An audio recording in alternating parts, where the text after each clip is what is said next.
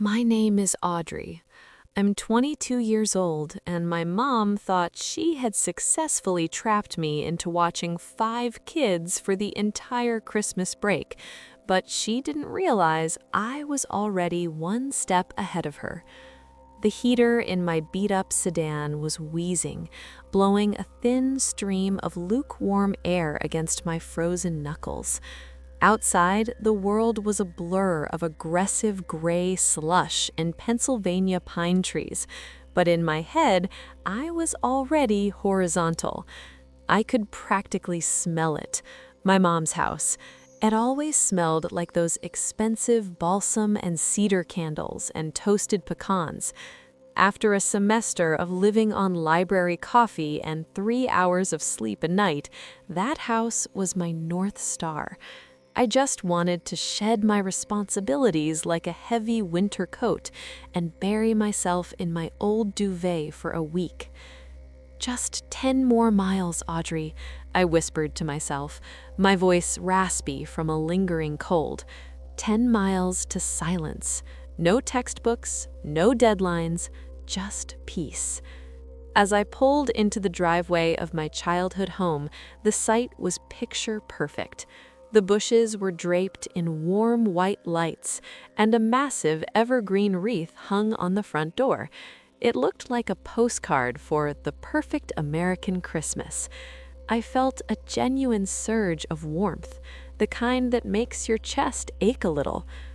I hauled my suitcase through the snow, the salt crunching under my boots.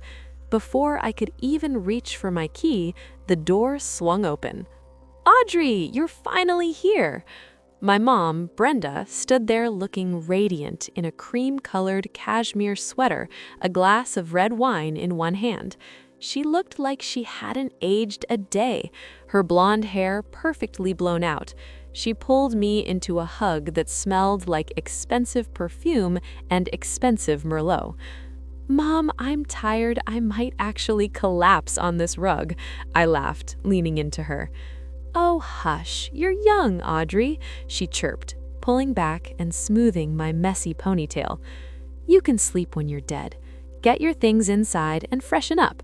Your aunts are coming over for a big family dinner in an hour. We have so much to discuss. I paused, my hand still on my suitcase handle. Aunts? Tonight? I thought it was just going to be us tonight, Mom. I'm kind of fried. She gave my cheek a playful squeeze, though her eyes remained sharp. Nonsense. It's Christmas, Audrey. Family comes first. Now go. We have a big surprise to announce.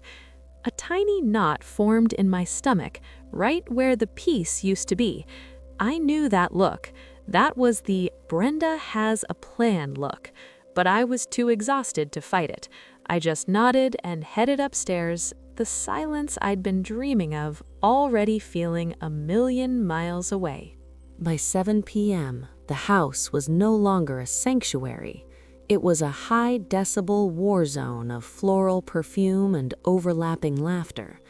My 3 aunts, Sheila, Linda, and Sarah, had arrived like a whirlwind of sequins and expensive handbags. They were all versions of my mother, loud, perfectly manicured, and possessing an uncanny ability to talk over one another without losing the thread of the conversation. Audrey, darling, you look so academic, Aunt Sheila said, which was her polite way of saying I had dark circles under my eyes and was wearing a sweatshirt that had seen better days. I'm just tired, Aunt Sheila, I said, trying to force a smile as I set the table. Well, you've got plenty of time to rest later, Aunt Sarah chimed in, winking at my mom. A look passed between them, a sharp, knowing glint that made the knot in my stomach tighten into a hard ball. We sat down to a massive spread, honey-glazed ham, mashed potatoes with enough butter to clog an artery, and roasted carrots. The dining room was warm, too warm. The steam from the food and the heat from the fireplace made the air feel thick and heavy. So, my mom started, clinking her fork against her wineglass to get everyone's attention. Her face was flushed with excitement. We have the most wonderful news. Since the last few years have been so stressful for everyone, Sheila, Linda, Sarah, and I have decided to treat ourselves. A sister retreat, Aunt Linda squealed, clapping her hands. We booked 4 nights at the Crystal Pines Spa and Resort, Mom continued, her eyes locked on mine. Facials, hot springs, deep tissue massages, the works. We leave on the morning of the 23rd. I felt a genuine sense of relief for them. That sounds amazing, Mom. You guys definitely deserve a break. We do, Mom said, her smile widening into something that felt a little too predatory. Which is why we were so thrilled when we realized the timing worked out perfectly. With you being home from school and not having a real office job yet, the kids will be in the best possible hands. The piece of ham I was chewing suddenly felt like a dry sponge. I swallowed hard. The kids? What do you mean? The cousins, honey, Aunt Sheila said, leaning forward. My 2, Sarah's 2, and Linda's little Joey, 5 in total. We didn't want to put them in a daycare over Christmas. It's so impersonal, but they adore their big cousin Audrey. I looked around the table. 4 pairs of eyes were fixed on me, blinking expectantly. Wait, I said, my voice coming out smaller than I intended. You want me to watch all 5 of them for 4 days over Christmas Eve and Christmas Day? It's the perfect plan, Mom said, reaching over to pat my hand. Her skin was cool, her grip firm. We've already made a list of all their favorite snacks and a little schedule. It'll be like a giant sleepover. You'll barely even notice they're here. I looked at the schedule she pulled from under her placemat. It was 3 pages long, color-coded and filled with terms like mandatory craft time and allergy-safe baking. I can't, Mom, I said, the exhaustion finally bubbling over into desperation. I came home to rest. I've been pulling 20-hour days at the lab in the library. I'm burnt out. I was looking forward to, spending time with you. The atmosphere in the room shifted instantly. The warmth evaporated, replaced with a chilling, practiced disappointment. Audrey, Mom said, her voice dropping an octave into that dangerous parental lecture tone. Don't be dramatic. We do everything for this family. We just want 4 days to ourselves. Are you really so selfish that you'd deny your mother and your aunts a single vacation because you want to nap? The word selfish hit me like a physical blow. I looked at the aunts. They weren't smiling anymore. They were nodding in solemn agreement with my mother. It's just 5 kids, Audrey, Aunt Sarah said softly, though her eyes were cold. Where's your holiday spirit? I looked down at my plate, the appetite I'd had 10 minutes ago completely gone. I was outnumbered, outgunned, and trapped in my own childhood dining room. I didn't sleep. I lay in bed staring at the glow-in-the-dark stars I'd stuck to my ceiling in middle school, listening to the wind howl against the window. Every time I closed my eyes, I saw that color-coded schedule. The trial run began at 10 a.m. the next morning. They're just coming over for a few hours so the girls and I can go get our nails done and finish some last-minute shopping, Mom announced, throwing a puffer vest over her shoulders. It'll be good practice for you, Audrey. Before I could even wrap my fingers around a much-needed mug of coffee, the front door burst open. It wasn't a guest entering, it was a breach. First came Jackson, 7, and Leo, 5, Aunt Sheila's boys. They didn't walk, they vibrated.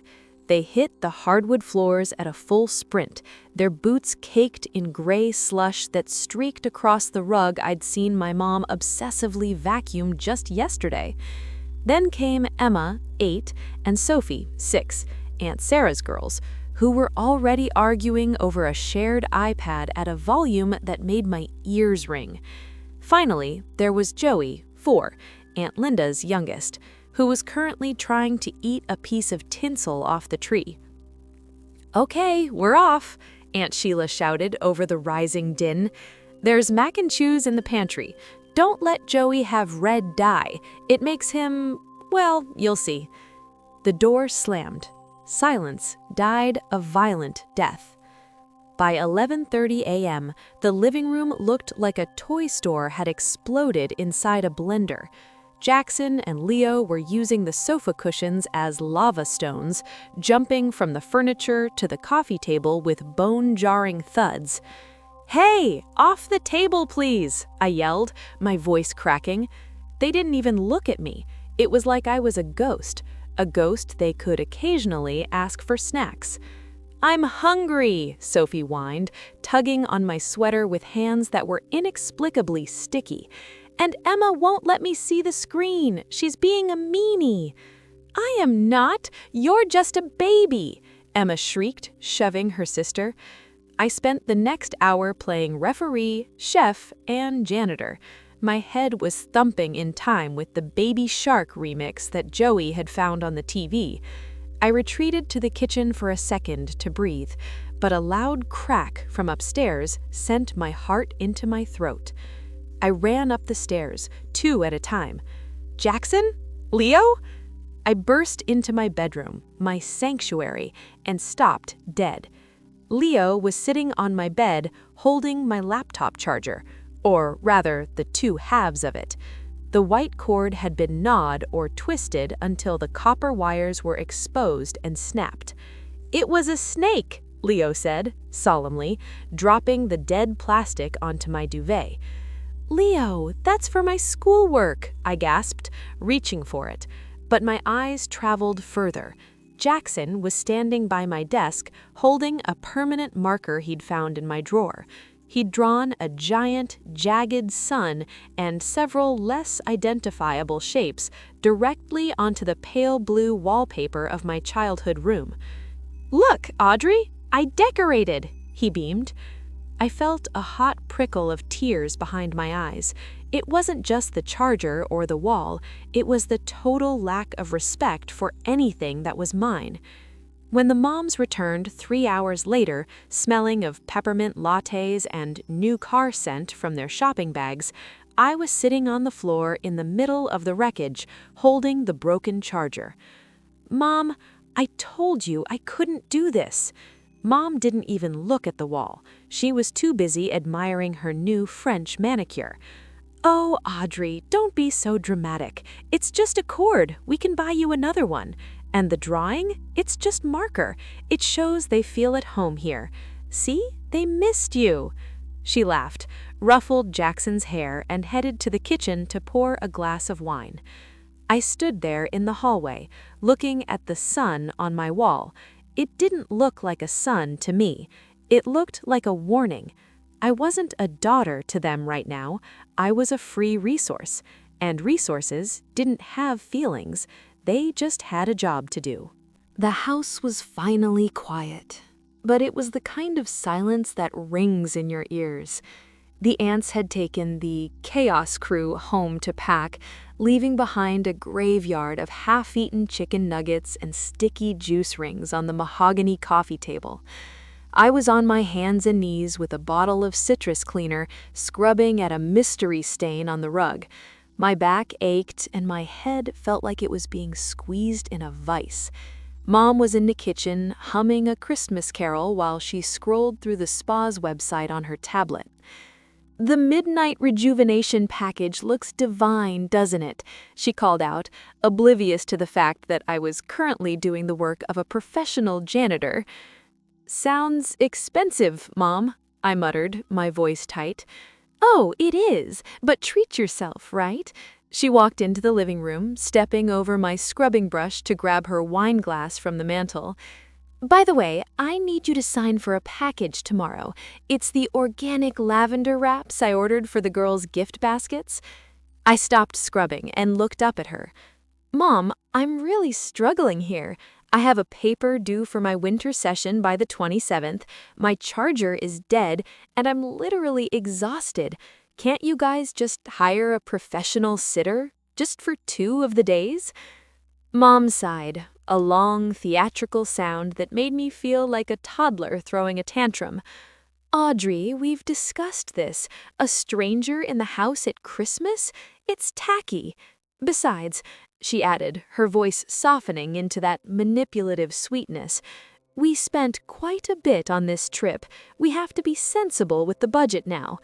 She drifted back into the kitchen, leaving me alone with the citrus fumes. Sensible with the budget, I thought. That was rich, coming from a woman who just bought a cream cashmere sweater on a whim. I stood up, my knees popping, and went to the kitchen to toss the dirty paper towels. As I reached for the trash can under the island, I saw a slip of paper tucked under the edge of a fruit bowl.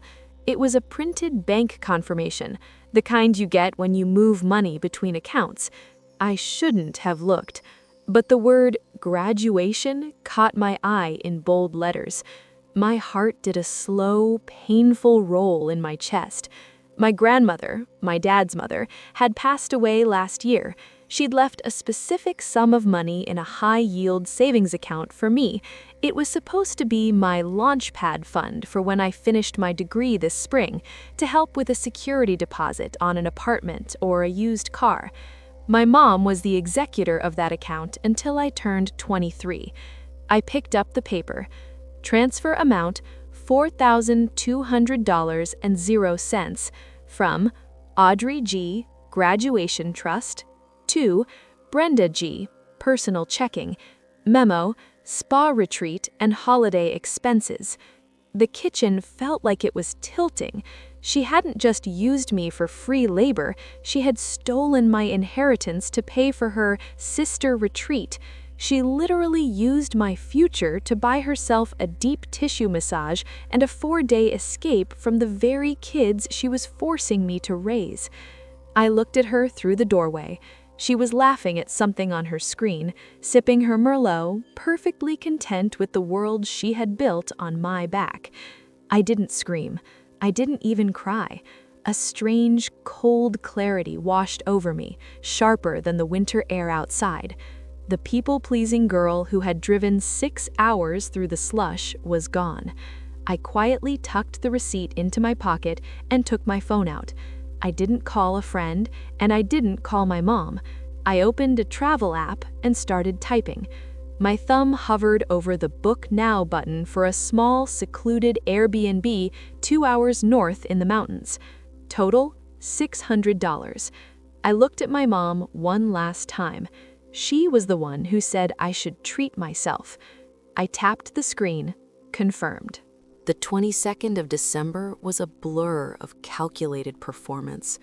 I felt like an actor on a stage, moving through a script I no longer believed in. Audrey, did you finish those sugar cookies for the kids? Mom called out from the laundry room, where the dryer was humming with a mountain of plush white robes and swimsuits. Just taking them out of the oven, Mom, I replied. My voice sounded steady, which surprised me. I was a better liar than I thought. Or maybe I wasn't lying. I was just playing the role she expected until the curtain finally fell. The kitchen was thick with the scent of vanilla and burnt sugar. I spent the afternoon decorating cookies shaped like reindeer and snowflakes, making sure they looked perfect. Every sprinkle I placed felt like a tiny, sugary lie. I needed her to believe everything was normal. I needed her to think I was the same Audrey she could steamroll whenever she pleased. Around 4 p.m., I told her I was heading out to a 24-hour tech store to replace my broken laptop charger. Good idea, honey. Use your own card, though. I'm trying to keep my statement clean for the holiday, she shouted over the sound of the television. I didn't argue. I just grabbed my keys. Outside, the air was a sharp, biting cold that felt honest compared to the suffocating warmth of the house. I didn't just buy a charger. I hit a grocery store and bought a survival kit for one. A box of expensive pasta, a bottle of wine that Mom didn't choose, some good coffee, and a thick, woolly pair of socks. I stopped at a gas station and filled my tank to the brim. The pump clicked off with a satisfying thud. I was ready. When I got back, the house was a disaster zone of open suitcases and discarded tissue paper. The aunts were over again, double-checking their packing lists. "Now, Audrey," Aunt Sarah said, pinning me with a look over her reading glasses, "Joey needs his white noise machine at exactly level 4 or he'll scream through the night. And Sophie is going through a phase where she only eats things that are the color orange. Got it?" "Level 4, orange things. Got it." I leaned against the counter. "She's such a lifesaver," Aunt Linda gushed, though she didn't look at me. She was too busy trying to fit a third pair of boots into her bag. "I don't know what we would have done without you, Audrey." "You would have been parents," I thought. "You would have stayed home and looked after the children you chose to have." That night, after the aunts left and Mom finally retreated to her room to get her beauty rest for the flight, I began my own packing. I didn't use a suitcase, it was too loud. I used my old gym duffel bag and a few reusable grocery bags. I moved with the precision of a thief, wrapping my boots in sweaters to keep the soles from clunking on the floor. I crept into the hallway and stood outside the door to my childhood room. The jagged, black, permanent marker sun was still there, a dark stain on the blue wallpaper. I touched it with my fingertips. Tomorrow morning, the chaos crew would arrive. 5 children, 4 days, and a house full of expensive things for them to break. I looked at my phone. The Airbnb host had sent the check-in instructions for the cabin.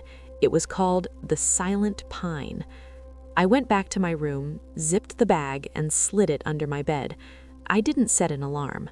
I didn't need one. Adrenaline was already buzzing through my veins like a live wire. The darkness was absolute when my eyes snapped open at 5 a.m. There was no sun, just the pale, ghostly glow of the streetlights reflecting off the fresh snow. My heart was a frantic drum against my ribs. I didn't turn on the lights. I used the glow of my phone to guide me, pulling on my heavy parka and sliding my feet into my boots without tying the laces. I grabbed my gym duffel and the grocery bags, the plastic crinkling like a gunshot in the frozen silence of the house. I took the stairs one by one, sticking to the very edge of the wood where I knew it wouldn't creak. In the kitchen, the air was still heavy with the scent of those sugar cookies, the last thing I'd ever do as a good daughter in this house. I slipped out the side door into the garage. The air was so cold it burned the back of my throat. I opened my car trunk, the hinges groaning in the frost, and shoved my bags inside. I covered them with an old moving blanket just in case. Then I went back inside and waited. At 5:45 a.m., the first pair of headlights cut through the frosted windows. An SUV pulled into the driveway with a crunch of gravel. Aunt Sheila. "Audrey! Brenda!" I heard Sheila's voice, muffled by the walls, followed by the slamming of car doors and the immediate shrill whine of Jackson complaining about being awake. I moved to the hallway. My mom emerged from her room, wearing a silk robe and a sleep mask pushed up onto her forehead. She looked at me, blinking sleepily. "Oh, good, you're up," she yawned. "Sheila's here. I'm going to jump in the shower. The coffee is already set to brew.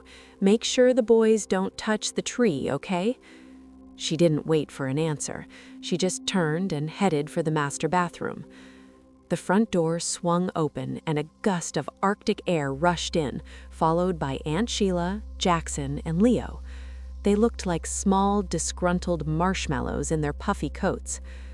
"They haven't had breakfast," Sheila announced, dropping 2 massive suitcases and a diaper bag in the middle of the foyer. "There's a bag of bagels in here somewhere. I have to go pick up Sarah and Linda. We need to be at the airport by 7:30. "I'll handle it," I said. My voice was flat, robotic. "Good girl," Sheila said, already halfway back to her car. "See you in 4 days. Don't let them kill each other." She was gone. Jackson and Leo immediately dove for the living room, their boots leaving muddy slush trails on the white rug. I stood in the kitchen watching the coffee pot drip, drip, drip, drip. My mom was singing in the shower, The water was running, she'd be in there for at least 15 minutes. This was it.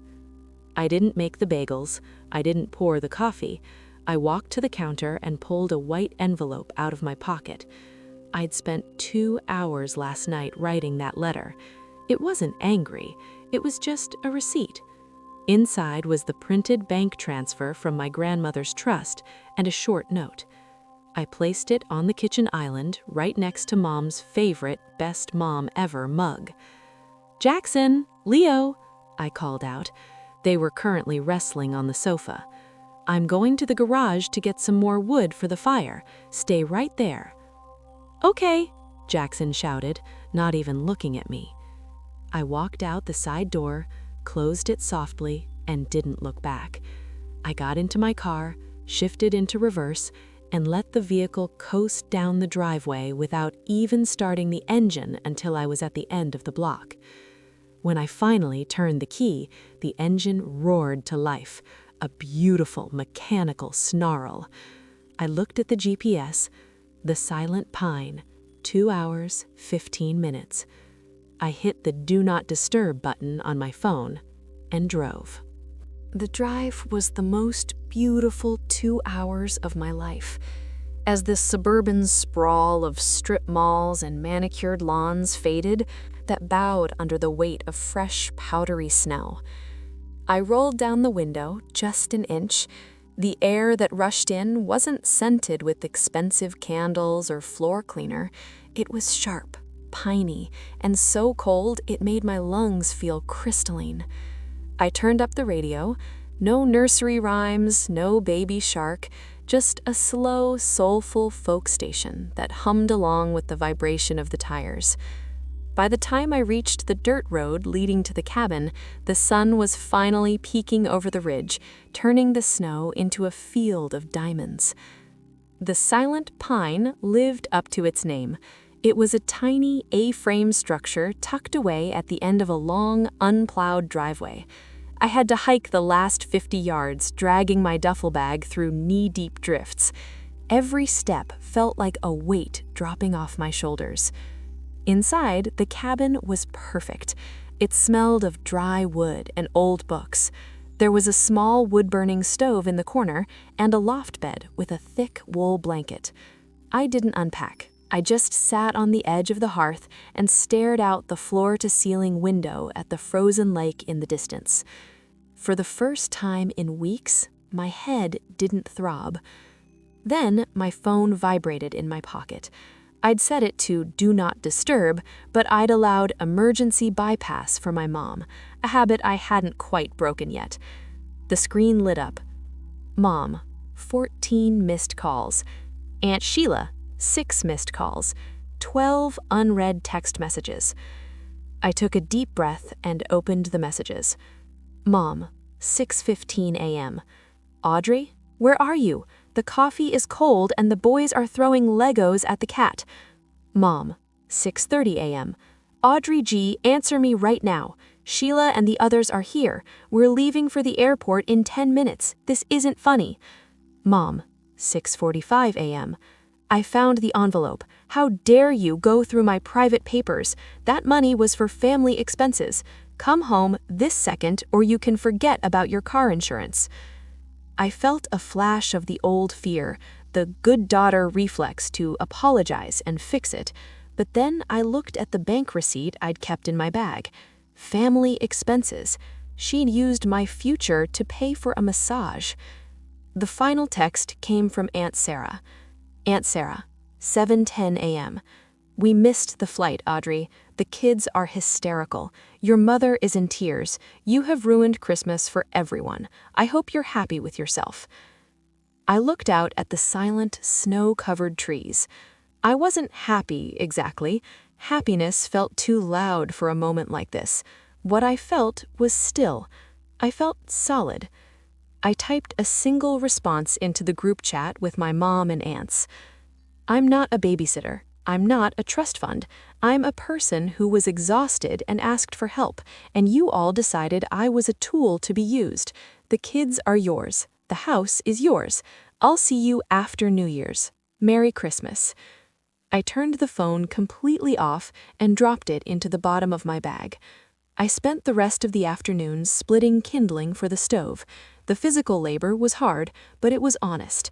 By the time the sun dipped below the trees, I had a roaring fire and a bowl of steaming pasta. I ate in total, blissful silence. Christmas morning didn't arrive with the sound of thundering footsteps or the high-pitched squeals of children tearing into wrapping paper. It arrived with a soft blue light that filtered through the A-frame windows, illuminating the dust motes dancing in the air. I stayed under the heavy wool blanket for a long time, listening to the rhythmic ticking of the wood stove as it cooled. My body felt light, as if I'd finally shed a layer of lead I'd been carrying since I was a teenager. For the first time in my life, nobody wanted anything from me. I spent the day in a slow, deliberate haze of self-care. I read a book from start to finish. I went for a long walk on the frozen lake, my breath blooming in white clouds before me. I didn't feel guilty. Every time a stray thought of my mom or the chaos crew drifted into my mind, I pictured the bank receipt. I pictured the black permanent marker sun on my bedroom wall. I was mourning the relationship I thought I had with my mother, but I was celebrating the person I was becoming. On the 27th, I finally turned my phone back on. The barrage of notifications was expected, but the tone had shifted. The initial rage from the group chat had cooled into a simmering, uncomfortable silence. There was one private voicemail from my mom, left on Christmas night. I pressed play. "Audrey," her voice sounded tired, truly tired. I could hear a child crying in the background. "We didn't go to the spa. We couldn't find anyone to take the kids on such short notice. It's been a lot. We'll talk about the money when you get back. Just, please, come home safe." There was no apology, not yet. Brenda wasn't there yet, but the power dynamic had shifted. She finally understood that I wasn't a permanent fixture of the house, like a rug or a lamp. I was a guest who could leave. I didn't go home right away. I stayed until the very last hour of my booking. When I finally drove back down the mountain, the perfect American Christmas decorations in the suburbs looked different, a little more fragile, a little less magical. When I walked through the front door, the house was eerily quiet. The aunts were gone. My mom was sitting at the kitchen table, staring at a stack of thank you notes. She looked up, her eyes landing on me. She looked for the old Audrey, the one she could guilt into submission, but she didn't find her. "I've already contacted a lawyer about the trust, Mom. I'll be taking full control of the remaining funds on my birthday, and I won't be staying for New Year's. I'm heading back to campus early to focus on my finals." She opened her mouth to argue, to call me selfish, to use the family card one more time, but then she looked at my face, the calm, unshakable resolve in my eyes, and she just nodded. "Okay," she whispered. I went upstairs to my room. The marker sun was still there. I knew it would take a few coats of paint to cover it up, but that was okay. I had plenty of time. I had my future back, and this year I'd finally given myself the only gift that mattered, a boundary.